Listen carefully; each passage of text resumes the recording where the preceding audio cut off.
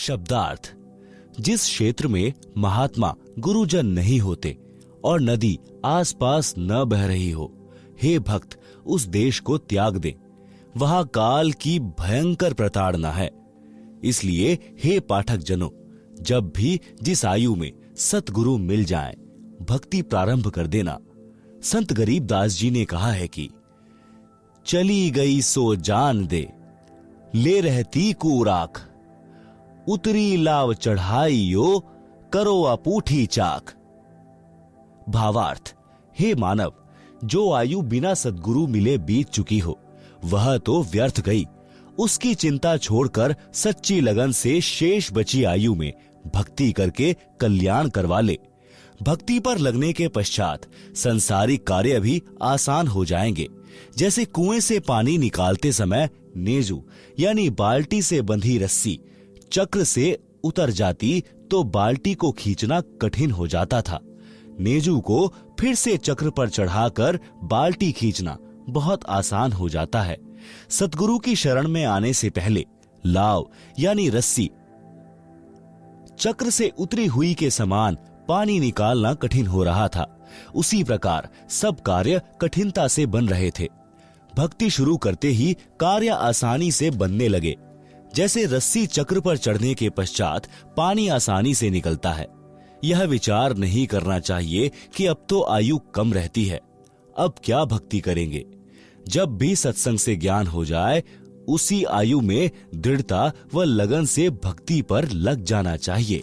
भावार्थ, जो आयु चली गई उसकी चिंता छोड़कर शेष की रक्षा करो, यानी भक्ति दान सेवा में लगा दो।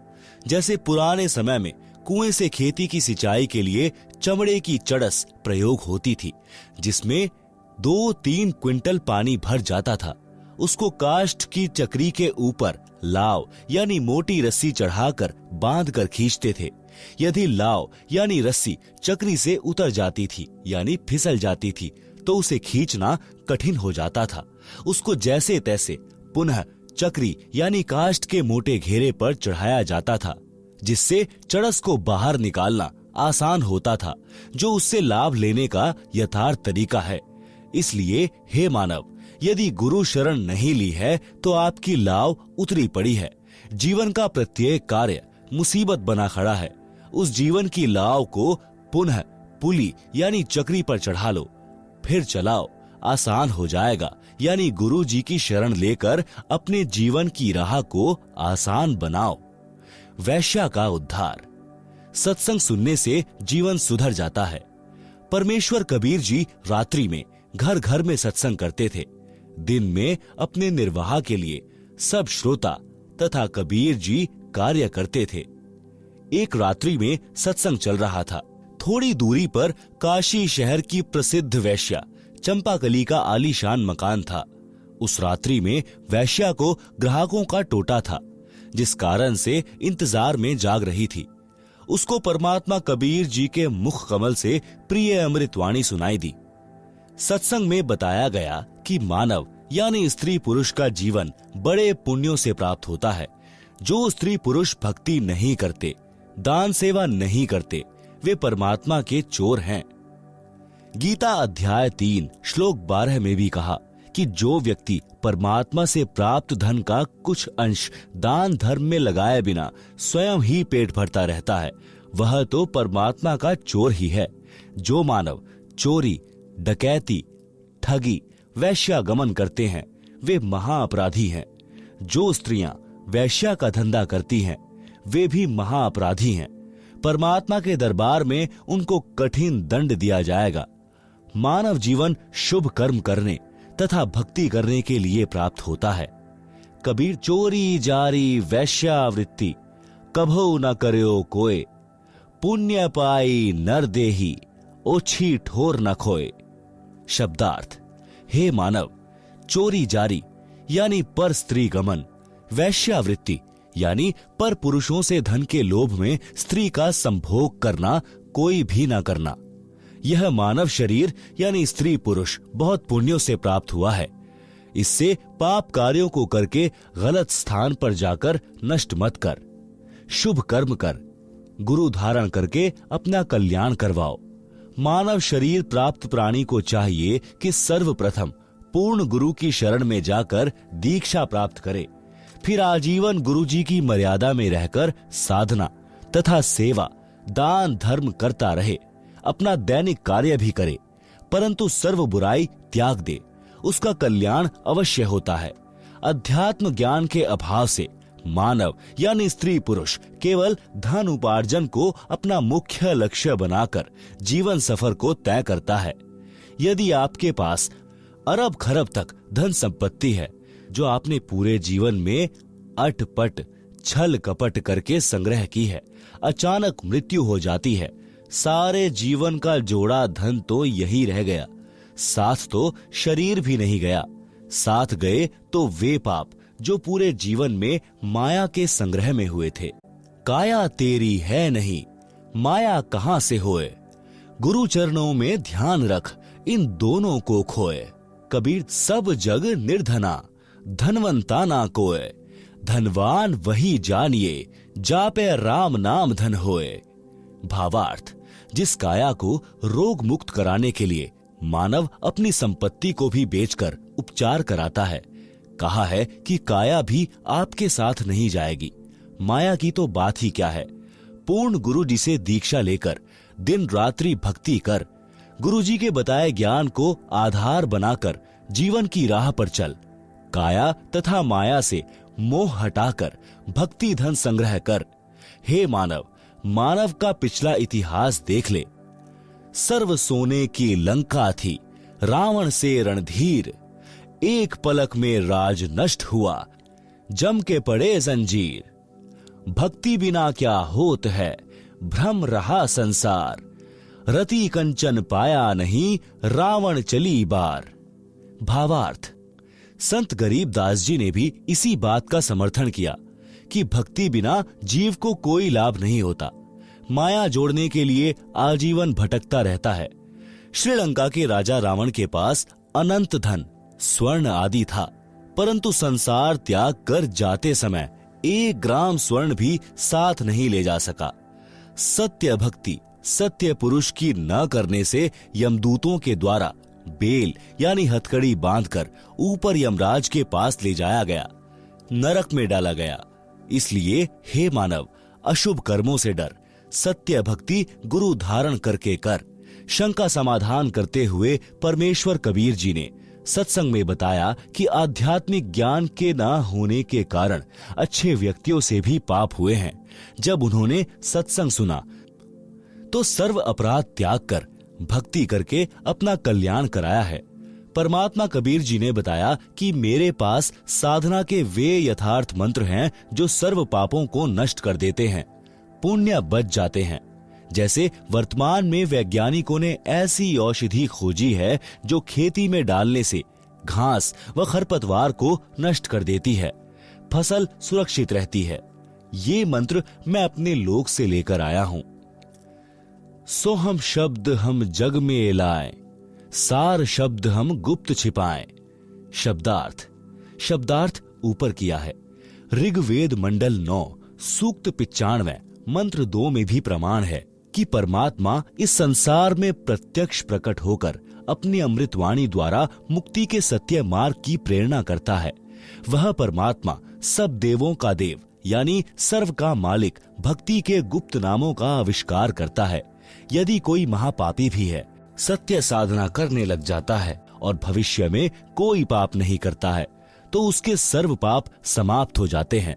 भक्ति करके अपना कल्याण करा सकता है। उपरोक्त अमृत वचन सुनकर वह बहन वैश्या जैसे गहरी नींद से जागी हो, कांपने लग गई। घर में ताला लगाकर सत्संग स्थल पर गई, पीछे ही महिलाओं की ओर बैठ गई। सत्संग समाप्त होने के पश्चात आवाज लगी कि जो दीक्षा लेना चाहता है वह आगे गुरुदेव जी के पास आ जाए। कुछ स्त्री तथा पुरुष उठकर आगे आए। वह वैश्या भी आई और गुरुदेव जी को अपना परिचय दिया और बताया कि मैंने तो 40 वर्ष की आयु में प्रथम बार ये उपकारी वचन सुनने को मिले हैं। हे परमात्मा, क्या मेरे जैसी पापिन का भी कल्याण संभव है?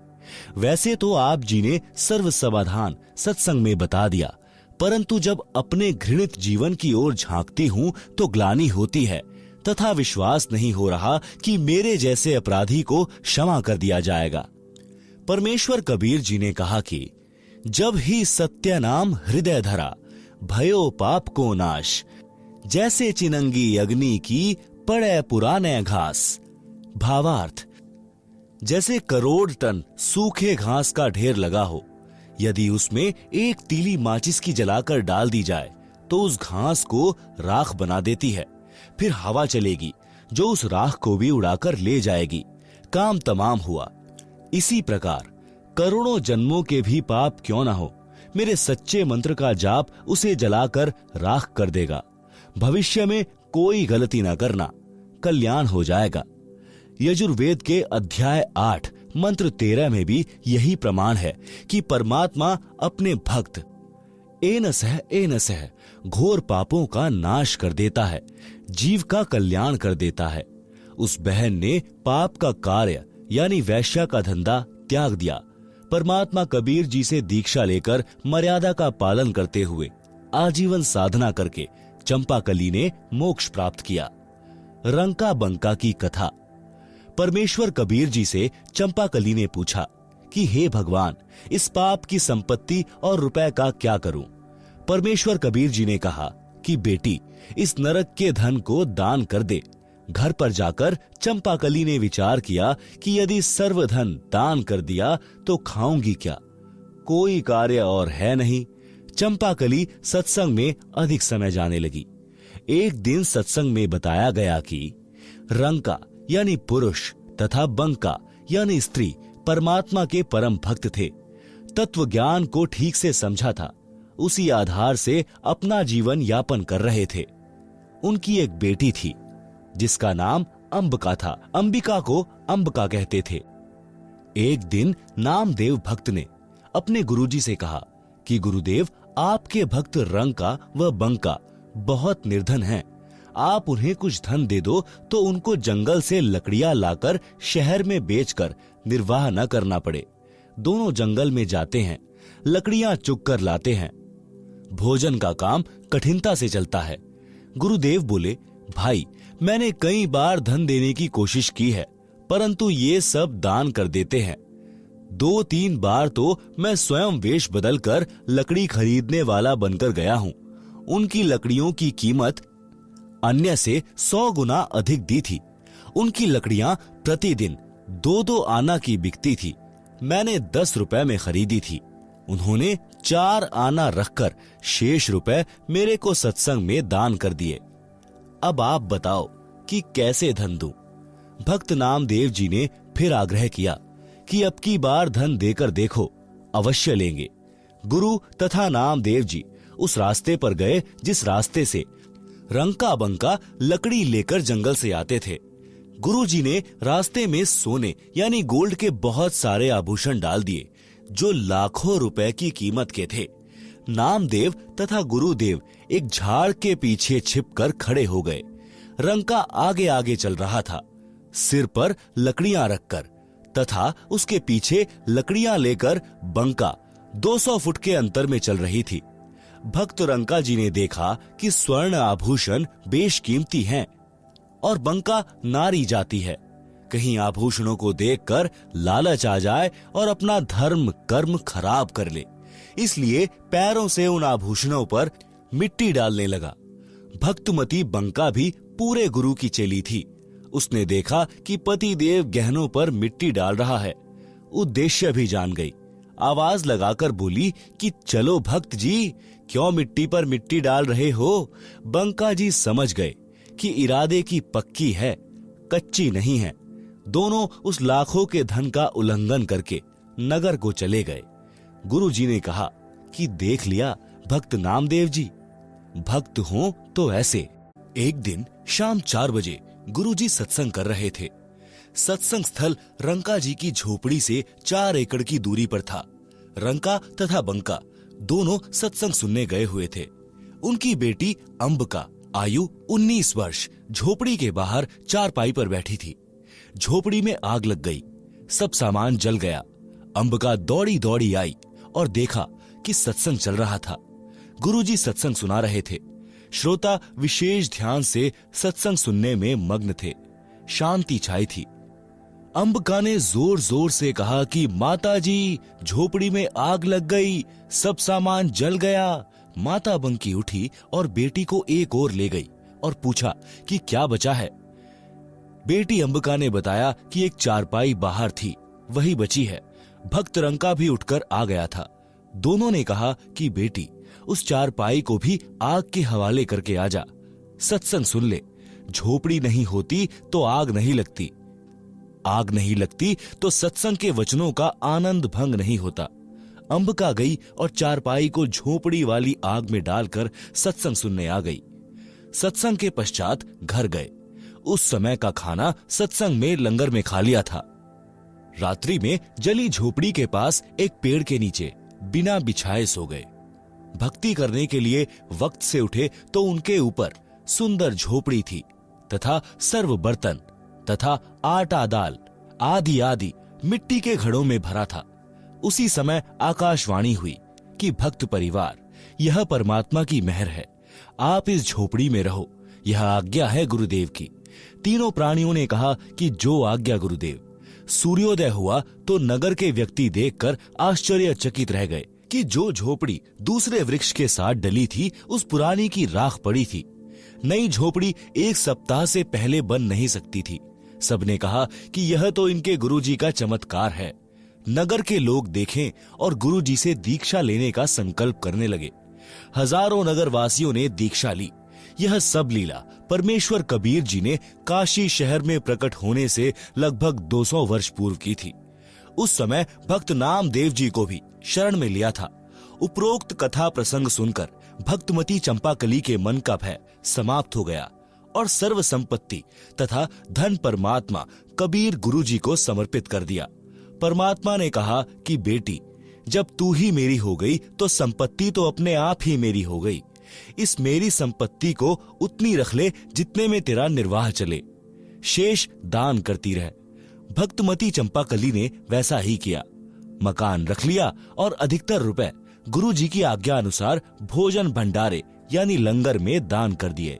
कबीर जी द्वारा शिष्यों की परीक्षा लेना। बंदी छोड़ कबीर परमेश्वर जी द्वारा अनेकों अनहोनी लीलाएं करने से प्रभावित होकर 64 लाख शिष्य बने थे। परमेश्वर तो भूत भविष्य तथा वर्तमान की जानते हैं।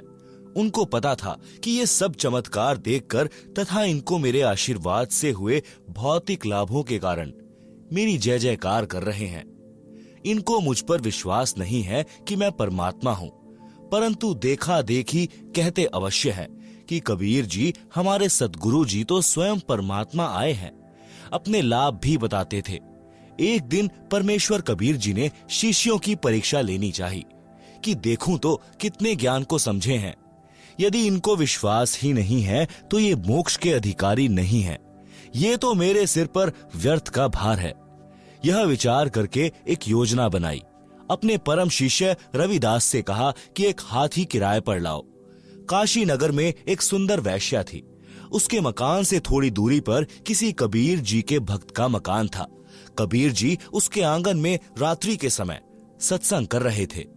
उसी दिन उस वैश्या के पास भी ग्राहक नहीं थे। सत्संग के वचन सुनने के लिए वह अपने मकान की छत पर कुर्सी लेकर बैठ गई। पूर्ण रात्रि सत्संग सुना और उठकर सत्संग स्थल पर गई तथा परमात्मा कबीर जी को अपना परिचय दिया तथा कहा कि गुरुजी, क्या मेरे जैसी पापिनी का भी उद्धार हो सकता है? मैंने अपने जीवन में प्रथम बार आत्म कल्याण की बातें सुनी हैं। अब मेरे पास दो ही विकल्प हैं कि या तो मेरा कल्याण हो या मैं आत्महत्या करके पापों का प्रायश्चित करूं। परमात्मा कबीर जी ने कहा, बेटी, आत्महत्या करना महापाप है। भक्ति करने से सर्व पाप परमात्मा नष्ट कर देता है। आप मेरे से उपदेश लेकर साधना करो और भविष्य में पापों से बचकर रहना। उस बहन ने प्रतिज्ञा की और परमात्मा कबीर जी से दीक्षा लेकर भक्ति करने लगी तथा जहां भी प्रभु कबीर जी सत्संग करते वहीं सत्संग सुनने जाने लगी, जिस कारण से कबीर जी के भक्तों को उसका सत्संग में आना अच्छा नहीं लगता था। वे उस लड़की को कहते थे कि तेरे कारण गुरु जी की बदनामी होती है, तू सत्संग में मत आया कर, तू सबसे आगे गुरुजी के पास बैठती है, वहां ना बैठा कर। लड़की ने ये बातें गुरु कबीर जी को बताई और फूट फूट कर रोने लगी। परमेश्वर जी ने कहा कि बेटी, आप सत्संग में आया करो। कबीर जी ने सत्संग वचनों द्वारा स्पष्ट किया कि मैला कपड़ा साबुन और पानी से दूर रहकर निर्मल कैसे हो सकता है। इसी प्रकार पापी व्यक्ति सत्संग से तथा गुरु से दूर रहकर आत्म कल्याण कैसे करा सकता है। भक्त वैश्य तथा रोगी से नफरत नहीं करते, सम्मान करते हैं, उसको ज्ञान चर्चा द्वारा मोक्ष प्राप्ति की प्रेरणा करते हैं। परमात्मा कबीर जी के बार बार समझाने पर भी भक्तजन उस लड़की को सत्संग से मना करते रहे तथा बहाना करते थे कि तेरे कारण गुरुजी काशी में बदनाम हो गए हैं। काशी के व्यक्ति हमें बार बार कहते हैं कि तुम्हारे गुरुजी के पास वैश्या भी जाती है, वह काहे का गुरु है। उस लड़की से कहा कि बेटी, आप मेरे साथ हाथी पर बैठकर चलोगी। लड़की ने कहा, जो आज्ञा गुरुदेव। अगले दिन सुबह लगभग 10 बजे हाथी के ऊपर तीनों सवार होकर काशी नगर के मुख्य बाजार में से गुजरने लगे। संत रविदास जी हाथी को चला रहे थे। लड़की रविदास जी के पीछे, कबीर जी के आगे, यानी दोनों के बीच में बैठी थी। कबीर जी ने एक बोतल में गंगा का पानी भर लिया। उस बोतल को मुख से लगाकर घूंट घूंट कर पी रहे थे। लोगों को लगा कि कबीर जी शराब पी रहे हैं। शराब के नशे में वैश्या को सरेआम बाजार में लिए घूम रहे हैं। काशी के व्यक्ति एक दूसरे को बता रहे हैं कि देखो, बड़े बड़े उपदेश दिया करता कबीर जुलाहा, आज इसकी पोल पट्टी खुल गई है। ये लोग सत्संग के बहाने ऐसे कर्म करते हैं। काशी के व्यक्ति कबीर जी के शिष्यों को पकड़ पकड़ कर लाकर दिखा रहे थे कि देख, तुम्हारे परमात्मा की करतूत, शराब पी रहे हैं, वैश्या को लिए सरेआम घूम रहा है। यह लीला देखकर वे 64 लाख नकली शिष्य कबीर जी को त्याग कर चले गए। पहले वाली साधना करने लगे, लोक लाज में फंसकर गुरु विमुख हो गए। परमात्मा कबीर जी विशेषकर ऐसी लीला उस समय किया करते जिस समय दिल्ली का सम्राट सिकंदर लोधी काशी नगरी में आया हो। उस समय सिकंदर लोधी राजा काशी में उपस्थित था। काजी पंडितों ने राजा को शिकायत कर दी कि कबीर जुलाहे ने जुल्म कर दिया। शर्म लाज समाप्त करके सरेआम वैश्या के साथ हाथी के ऊपर गलत कार्य कर रहा था, शराब पी रहा है। राजा ने तुरंत पकड़कर गंगा में डुबोकर मारने का आदेश दिया। अपने हाथों से राजा सिकंदर ने हाथों में हथकड़ी तथा पैरों में बेड़ी तथा गले में तोक लगाई।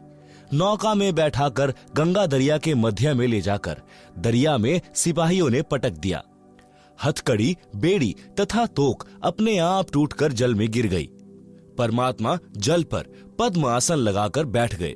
नीचे से गंगा जल चक्कर काटता हुआ बह रहा था।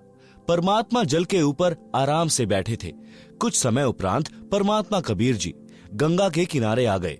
सिपाहियों ने शेख तकी के आदेश से कबीर जी को पकड़कर नौका में बैठाकर कबीर परमात्मा के पैरों तथा कमर पर भारी पत्थर बांधकर हाथ पीछे को रस्सी से बांधकर गंगा दरिया के मध्य में फेंक दिया। रस्से टूट गए, पत्थर जल में डूब गए। परमेश्वर कबीर जी जल के ऊपर बैठे रह गए। जब देखा कि कबीर गंगा दरिया में डूबा नहीं, तो क्रोधित होकर शेख तकी ने राजा से कहकर तोप के गोले मारने का आदेश दे दिया। पहले कबीर जी को पत्थर मारे, गोली मारी, तीर मारे। अंत में तोप के गोले 4 पहर यानी 12 घंटे तक कबीर जी के ऊपर चलाए। कोई तो वही किनारे पर गिर जाता, कोई दूसरे किनारे पर जाकर गिरता, कोई दूर तालाब में जाकर गिरता। एक भी गोला, पत्थर, बंदूक की गोली या तीर परमेश्वर कबीर जी के आसपास भी नहीं गया। इतना कुछ देखकर भी काशी के व्यक्ति परमेश्वर को नहीं पहचान पाए। तब परमेश्वर कबीर जी ने देखा कि ये तो अक्ल के अंधे हैं। उसी समय गंगा के जल में समा गए और अपने भक्त रविदास जी के घर प्रकट हो गए। दर्शकों को विश्वास हो गया कि कबीर जुलाहा गंगा जल में डूबकर मर गया है। उसके ऊपर रेत व रेग यानी गारा जम गई होगी। सब खुशी मनाते हुए, नाचते कूदते हुए नगर को चल पड़े। शेख तकी अपनी मंडली के साथ संत रविदास जी के घर यह बताने के लिए गया कि जिस कबीर जी को तुम परमात्मा कहते थे वह डूब गया है। मर गया है। संत रविदास जी के घर पर जाकर देखा तो कबीर जी इकतारा यानी वाद्य यंत्र बजा बजा कर शब्द गा रहे थे। शेख तकी की तो मां सी मर गई। राजा सिकंदर के पास जाकर बताया कि वह आंखें बचाकर भाग गया है, रविदास के घर बैठा है। यह सुनकर बादशाह सिकंदर लोधी संत रविदास जी की कुटी पर गया। परमात्मा कबीर जी वहां से अंतर ध्यान होकर गंगा दरिया के मध्य में जल के ऊपर समाधि लगाकर जैसे जमीन पर बैठते हैं ऐसे बैठ गए। रविदास जी से पूछा कि कबीर जी कहां पर हैं? संत रविदास जी ने कहा कि हे बादशाह जी, वे पूर्ण परमात्मा हैं, वे ही अलख अल्लाह हैं, आप इन्हें पहचानो। वे तो मर्जी के मालिक हैं, जहां चाहे चले जाएं, मुझे कुछ नहीं पता कहां चले गए, वे तो सबके साथ रहते हैं। उसी समय किसी ने बताया कि कबीर जी तो गंगा के बीच में बैठे भक्ति कर रहे हैं। सब व्यक्ति तथा राजा व सिपाही गंगा दरिया के किनारे फिर से गए। राजा ने नौका भेजकर मल्लाहों के द्वारा संदेश भेजा कि बाहर आए। मल्लाहों ने नौका कबीर जी के पास ले जाकर राजा का आदेश सुनाया कि आपको सिकंदर बादशाह याद कर रहे हैं, आप चलिए। परमेश्वर कबीर जी उस जहाज यानी बड़ी नौका में बैठकर किनारे आए। राजा सिकंदर ने फिर गिरफ्तार करवाकर हाथ पैर बांधकर खूनी हाथी से मरवाने की आज्ञा कर दी। चारों ओर जनता खड़ी थी। सिकंदर ऊंचे स्थान पर बैठे थे। परमात्मा को बांध जोड़कर पृथ्वी पर डाल रखा था। महावत यानी हाथी के ड्राइवर ने हाथी को शराब पिलाई और कबीर जी को कुचलकर मरवाने के लिए कबीर जी की ओर बढ़ा। कबीर जी ने अपने पास एक बब्बर सिंह खड़ा कर दिया। वह केवल हाथी को दिखा। हाथी चिंघाड़ कर डर के मारे वापस भाग गया। महावत को नौकरी का भय सताने लगा। हाथी को भाले मार मार कर कबीर जी की ओर ले जाने लगा, परंतु हाथी उल्टा भागे। तब पीलवान यानी महावत को भी शेर खड़ा दिखाई दिया तो डर के मारे उसके हाथ से अंकुश गिर गया। हाथी भाग गया। परमेश्वर कबीर जी के बंधन टूट गए। कबीर जी खड़े हुए तथा अंगड़ाई ली तो लंबे बढ़ गए। सिर आसमान को छुआ दिखाई देने लगा। प्रकाशमान शरीर दिखाई देने लगा। सिकंदर राजा भय से कांपता हुआ परमेश्वर कबीर जी के चरणों में गिर गया। क्षमा याचना की तथा कहा कि आप परमेश्वर हैं, मेरी जान बख्शो, मेरे से भारी भूल हुई है। मैं अब आपको पहचान गया हूँ, आप स्वयं अल्लाह पृथ्वी पर आए हो। तब परमेश्वर कबीर जी काशी नगर में आए तथा उसी गणिका के मकान में चौक में बैठ गए। लड़की परमात्मा के चरण दबा रही थी। परमेश्वर कबीर जी के पैर अपनी सांथलों यानी घुटनों से ऊपर की टांग पर रख लिए। नोट, इन वाणियों का शब्दार्थ ऊपर संक्षेप में किया है। फिर गणिका के संग चले, शीशी भरी शराब, गरीबदास उस पुरी में जुल्हा भया खराब। तारी बाजी पुरी में भिष्ट जुल्ह दी नीच, गरीबदास गणिका सजी दहूं संतों के बीच। गावत बैन बिलास पद गंगा जल पीवंत, गरीबदास विहल भये मतवाले घूमंत। भड़ुआ भड़ुआ सब कहें कोई न जाने खोज, दास गरीब कबीर करम बांटत शिर का बोझ। देखो गणिका संगी लई कहते कौम 36, गरीब दास इस जुल्हदी का दर्शन आन हदीस। शाह सिकंदर को सुनी भिष्ट हुए दो संत, गरीब दास चारों वरण उठी लागे सब पंथ। चारी वर्ण शट आश्रम दोनों दीन खुशाल, गरीब दास हिंदू तुरक पड़या शहर गली जाल। शाह सिकंदर कह गए सुनी कबले अरदास, गरीब दास तलबा हुई पकड़े दोनों दास। कहो कबीर यो क्या किया गणिका लिन्ही संग, गरीब दास भूले भक्ति परया भजन में भंग। सुनो सिकंदर बादशाह हमरी अरज आवाज, गरीब दास वह राखिसी जिन यो साज्या साज। जड़ियां तोक जंजीर गल शाह सिकंदर आप, गरीब दास पद लीन है तारी अजपा जाप। हाथों जड़ी हथकड़ी पग बेड़ी पहिराए, गरीब दास बीच गंग में तहां दीन्हा छिटकाए। झड़ी गए तोक जंजीर सब लगे किनारे आए, गरीब दास देखे खलक स्यों काजी बादशाह। नीचे नीचे गंगा जल ऊपर आसन थीर, गरीब दास बूढ़े नहीं बैठे अधर कबीर। यह अचरज कैसा भया देखें दोनों दीन, गरीब दास काजी कहें बांधी दिया जलसीन। गल में फांसी डारी करी बांधो शिला सुधारी, गरीब दास यह जुलहदी जब बूढ़े गंगधार। शिला धरी जब नाव में बांधी गले कबीर, गरीब दास फंद टूटी के ना डूबे जल नीर। शिला चही शाह और को देखत काशी ख्याल, गरीब दास कबीर का आसन अधर हमाल। तीर बाण गोली चले तोप रह कल्यों शोर, गरीब दास उस जुलहदी के गई एक नहीं और। अधर धार गोले बहें जल के बीच गभाक, गरीब दास उस जुलहदी पर शस्त्र छूटे लाख। तोप रह कले सब चले तीर बाण कमान, गरीब दास वह जुलहदी जल पर रहे अमान। अधरी धार अपार गति जल पर ही लगी समाधि, गरीब दास निज ब्रह्म पद खेले आदि अनादि। जुलम हुआ बूढ़े नहीं शस्त्र लगे ना बाण, गरीब दास इब कौन गति कैसे लीजे प्राण। लगी समाधि अगाध में बिचरे काशी गंग, गरीब दास की लोल सर छुहे चरण तरंग। चारी पहर गोले बगे धमी मुलक मैदान, गरीब दास पोखर सुखे रहे कबीर अमान। अपनी करनी सब करी थाके दोनों दीन, गरीब दास अब जुलहदी पैठी गए जलमीन। डूब्या डूब्या सब कहें हो गए गारत गोर, गरीब दास कबले धनी तुम आगे क्या जोर। आनंद मंगल होत है बटे बधाई बेग, गरीब दास उस जुलहदी पर फिर गई रेती रेग। हस्ती घोड़े चढ़त हैं पान मिठाई चीर, गरीब दास काशी खुशी बूढ़े गंग कबीर। जावो घरी रे दास के हिलकारे हजूर, गरीब दास खुशिया कहो कहियो नहीं कसूर। झालरी ढोलक बजत है गावे शब्द कबीर, गरीब दास रे दास संगी दोनों एक ही तीर। काजी पंडित सब गए शाह सिकंदर उठ, गरीब दास रे दास के भेष गए जटजूट। कोठी कुठले सब झके बासन टींडर गोली, गरीब दास रह दास सुनो कहां गए वह बोल।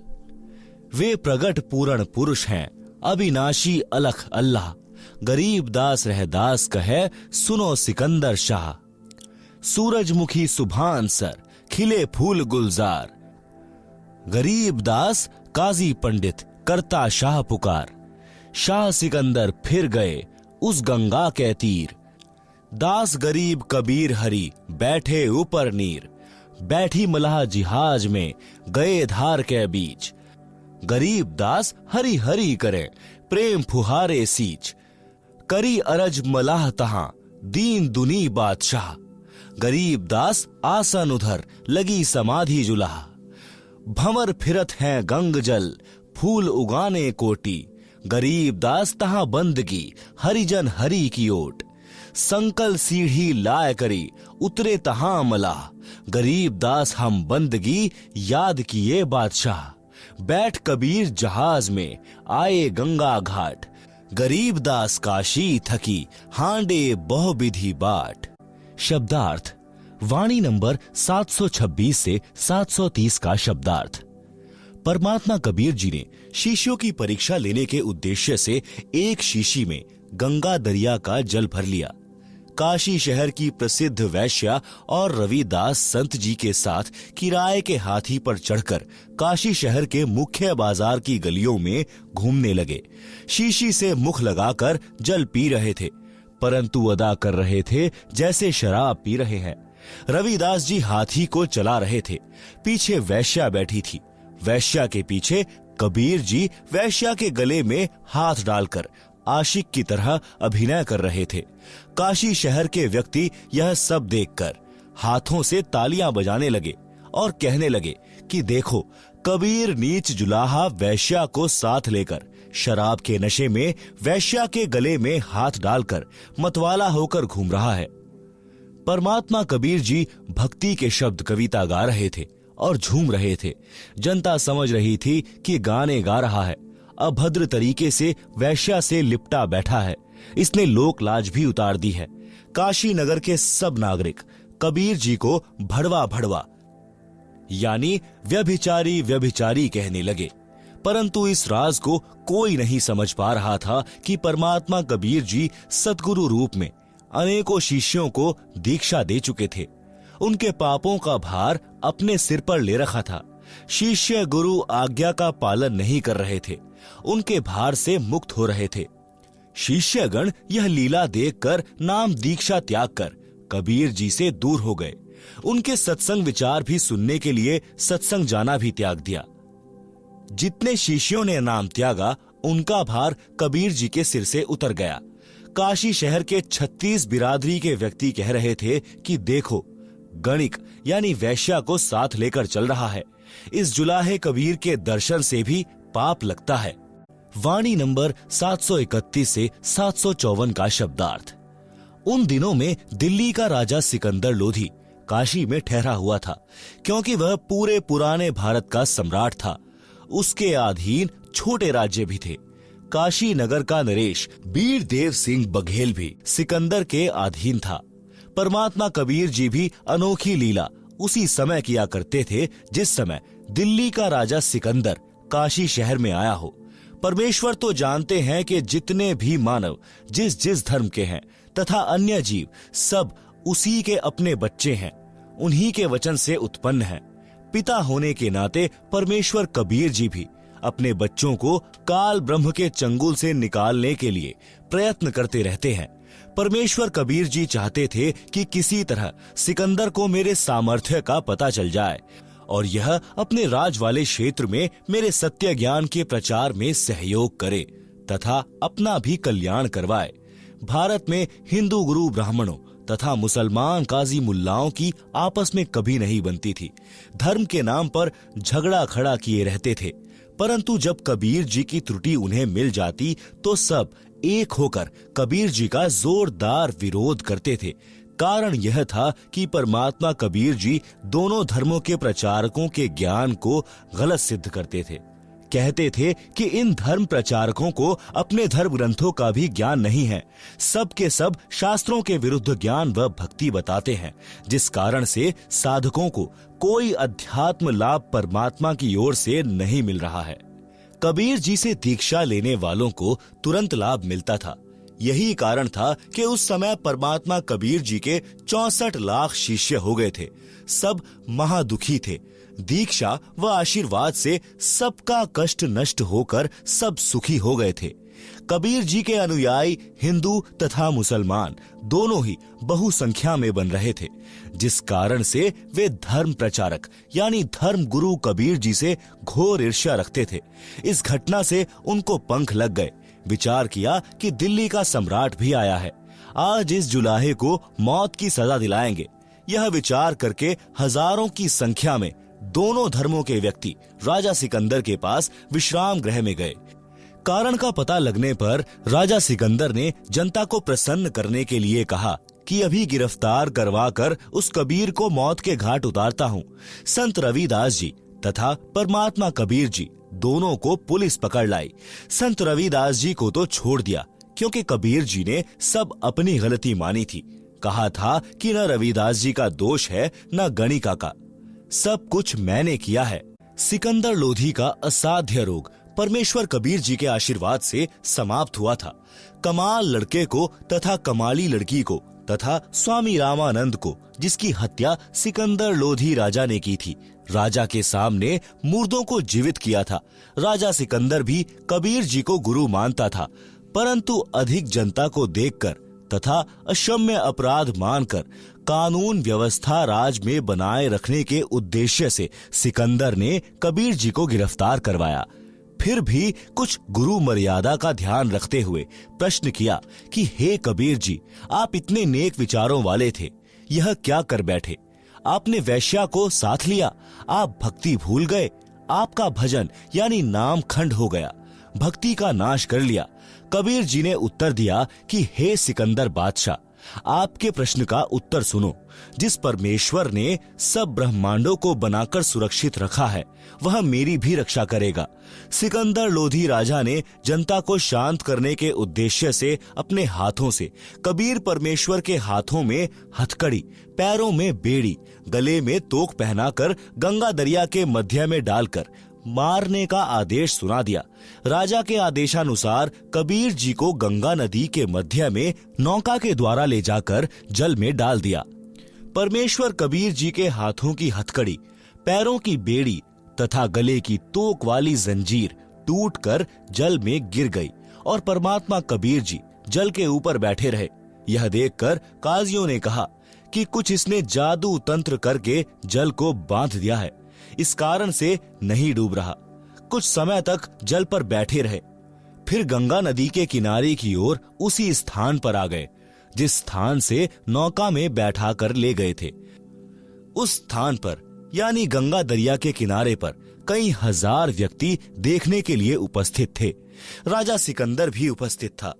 काजी व मुल्ला तथा ब्राह्मणों ने विचार करके राजा से कहा कि इसके गले में पत्थर की भारी वजन वाली शिला बांधकर दरिया के मध्य डाला जाए, यह तब डूबेगा। नौका में कबीर जी को बैठाकर गले में लोहे की मोटी जंजीर से पत्थर की भारी शिला बांधकर गंगा नदी के मध्य में जल में पटक दिया। जंजीर टूट गई। पत्थर की शिला जल के ऊपर तैरती हुई तेजी से चलकर सिकंदर राजा की ओर आई। कबीर जी जल के ऊपर पालथी लगाकर सुखासन पर बैठे रहे। अताह जल नीचे नीचे बह रहा है। परमात्मा कबीर जी जल में डूबे नहीं। जल की लहरें परमेश्वर जी के चरण छूकर उछल उछल कर किलोल कर रही थी। राजा ने आदेश दिया कि तीर मारकर इसका अंत कर दो। जब बहुत समय तक तीर बाणों से कबीर जी नहीं मरे तो तोप यंत्र मंगाया गया।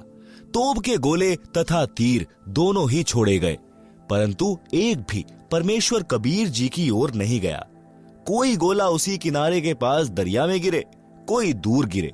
कुछ तोप के गोले तो दूर तालाबों में गिरे जिनका जल ही सूख गया। तोप के कुछ गोले दाएं बाएं गिर रहे थे।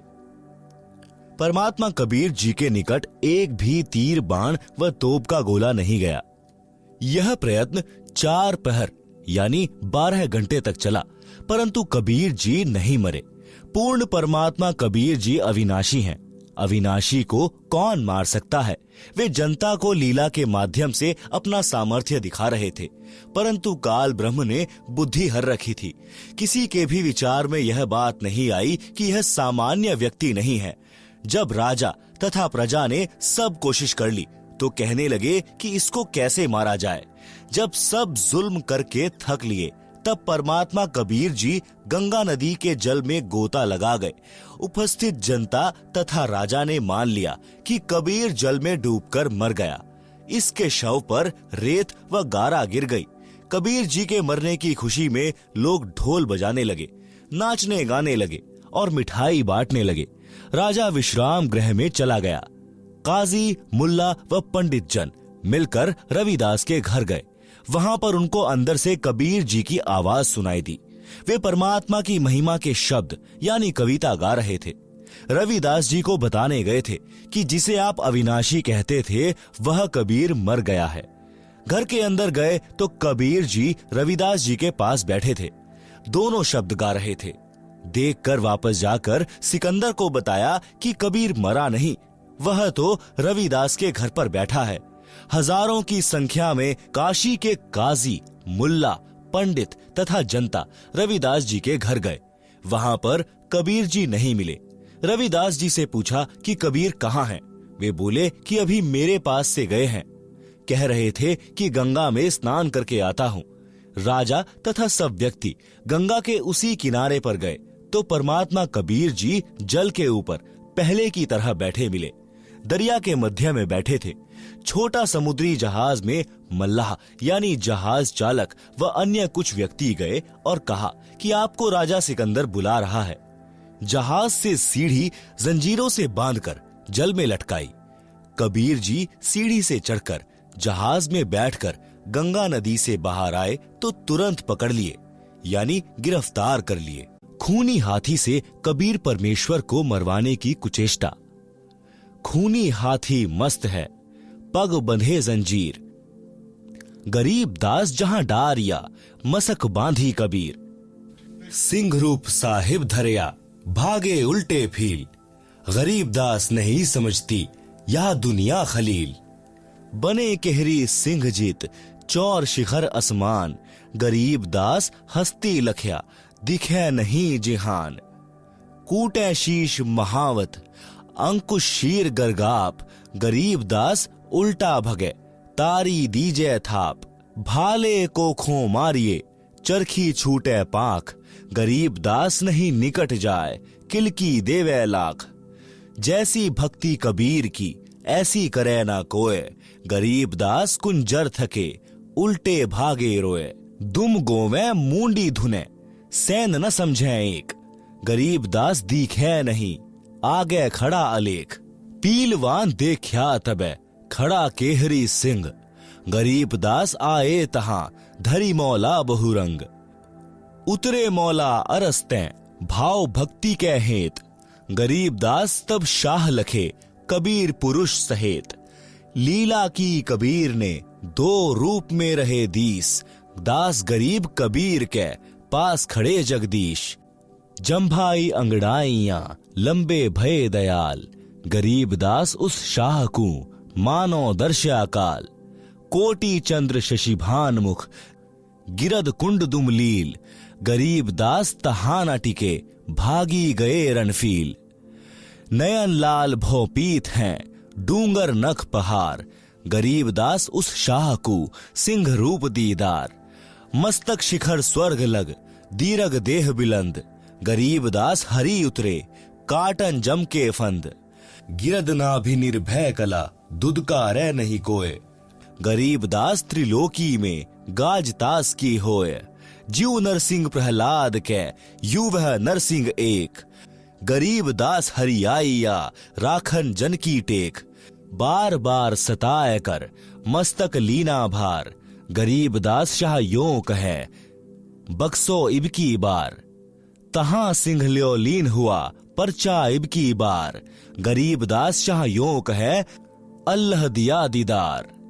सुन काशी के पंडितों, काजी मुल्ला पीर।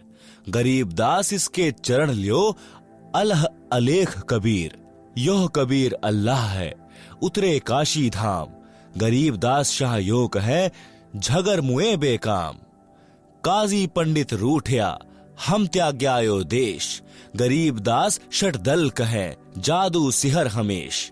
इन जादू जंतर किया, हस्ती दिया भगाए। गरीब दास इतना रहे, काशी बिडरी जाए। काशी बिडरी चहों दिशा, थांभन हारा एक। गरीब दास कैसे थंभे, बिडरे बहुत अनेक। शब्दार्थ। वाणी नंबर 767 से 789। परमात्मा कबीर जी के हाथ पैर बांधकर एक मैदान के अंदर डाल दिया, जहां पर घोर अपराधियों को कठोर दंड दिया जाता था। वर्तमान के स्टेडियम जैसा वह मैदान होता था। राजा तथा पदाधिकारी स्टेज पर बैठते थे। दर्शक चारों ओर खड़े होते थे। मनुष्यों को मारने के लिए हाथी को प्रशिक्षित किया जाता था। उसे शराब तथा रक्त पीने का चस्का लगाया जाता था। उसे खूनी हाथी कहते थे। राजा सिकंदर तथा अन्य मंत्रीगण बैठे थे। प्रजा चारों ओर खड़ी थी। खूनी हाथी को महावत यानी हाथी को वश करके चलाने वाला व्यक्ति कबीर जी की ओर मारने के लिए लाया तो परमेश्वर कबीर जी ने एक सिंह का रूप दिखाया जो केवल हाथी को दिखाई दे रहा था। हाथी ने शराब पी रखी थी।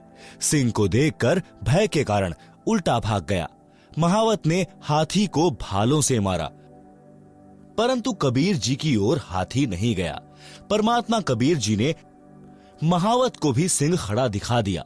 महावत भी डरकर हाथी से गिर गया। हाथी भाग गया। परमात्मा कबीर जी के बंधन टूट गए और खड़े हुए। खड़ा होकर अंगड़ाई ली और जंभाई यानी उबासी ली। बहुत लंबे हो गए। सिर आकाश को छू रहा था। शरीर से असंख्य सूर्यों का प्रकाश निकल रहा था। यह केवल राजा सिकंदर को दिखाई दिया। राजा भयभीत होकर खड़ा होकर मैदान में आया। और कहा कि मेरी जान बख्श दो, मेरे से बड़ी गलती हुई है, मेरे को परमात्मा का दर्शन हो गया है। जनता से राजा ने कहा कि यह अल्लाहू अकबर है, कबीर रूप में पृथ्वी पर आया है, इसके चरण छूकर अपना कल्याण करवा लो। परंतु कर्महीन काजी, मुल्ला व पंडित कहने लगे कि कबीर ने जादू जंत्र करके हाथी को भगा दिया, हम जा रहे हैं। यह कहकर वे पाप आत्मा सब चले गए। परमात्मा ने अपना शरीर सामान्य किया और सिंह को अदृश्य कर दिया, अपनी कुटी में चले गए। दीक्षा के पश्चात पूर्ण गुरुदेव जी से दीक्षा लेकर पूर्ण विश्वास के साथ गुरुदेव द्वारा बताई साधना पूरी निष्ठा के साथ करें।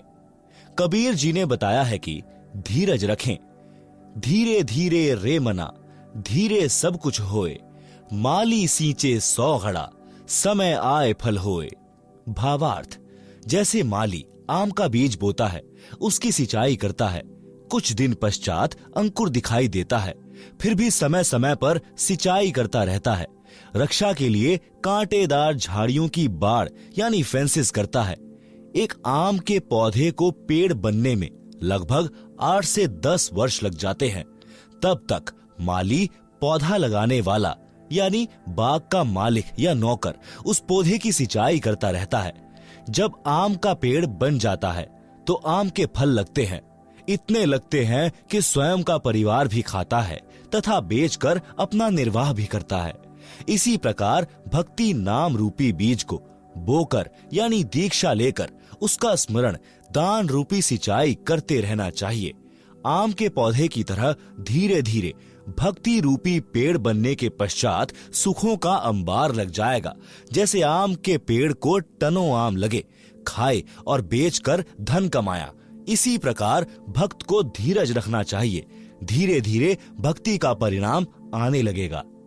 विश्वास, परमात्मा की भक्ति का लाभ उसी को होता है जो परमात्मा की महिमा पर पूर्ण विश्वास रखता है। परमात्मा के लिए कुछ भी असंभव नहीं है। एक नगर के बाहर जंगल में 2 महात्मा साधना कर रहे थे। एक 40 वर्ष से घर त्याग कर साधना कर रहा था, दूसरा अभी 2 वर्ष से साधना करने लगा था। परमात्मा के दरबार से एक देवदूत प्रतिदिन कुछ समय उन दोनों साधकों के पास व्यतीत करता था। दोनों साधकों के आश्रम गांव के पूर्व तथा पश्चिम में थे।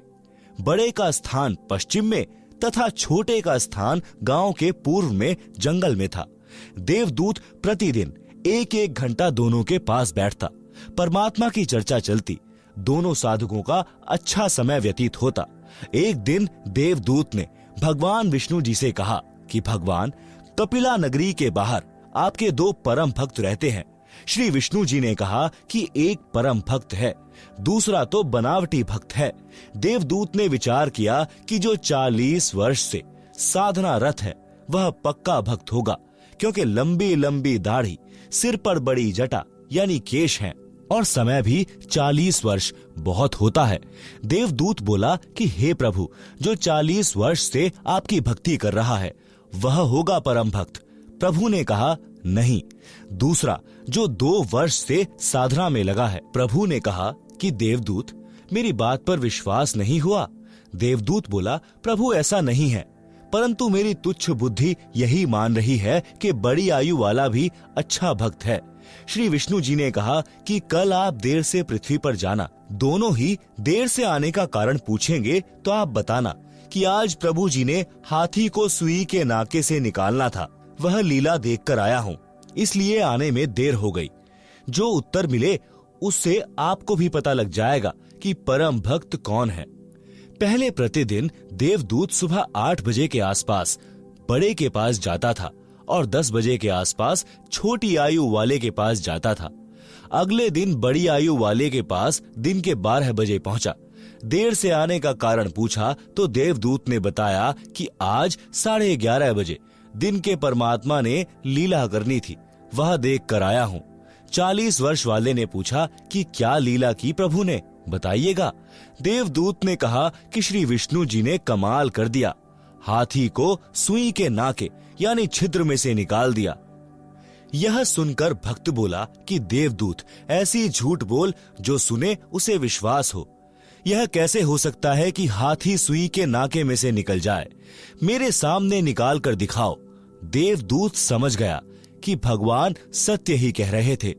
यह तो पशु है, भक्त नहीं, जिसे परमात्मा पर ही विश्वास नहीं कि वह सक्षम है। जो कार्य मानव नहीं कर सकता, परमात्मा कर सकता है। उसकी भक्ति व्यर्थ तथा बनावटी है। देवदूत नमस्ते करके चल पड़ा और छोटे भक्त के पास आया। भक्त ने देरी से आने का कारण पूछा तो देवदूत ने संकोच के साथ बताया कि कहीं यह कोई गलत भाषा न बोल दे। कहा कि भक्त क्या बताऊं, परमात्मा ने तो अचरज कर दिया, कमाल कर दिया। देखकर आंखें फटी की फटी रह गई। परमात्मा ने हाथी को सुई के नाके यानी धागा डालने वाले छिद्र के अंदर से निकाल दिया। यह सुनकर भक्त बोला कि देवदूत जी, इसमें आश्चर्य की कौन सी बात है? परमात्मा निकाल दे पूरी पृथ्वी को सुई के नाके में से, हाथी तो बात ही क्या है। देवदूत ने भक्त को सीने से लगाया और कहा कि धन्य है आपके माता पिता जिनसे जन्म हुआ। कुर्बान हूं आपके परमात्मा पर, अटल विश्वास पर।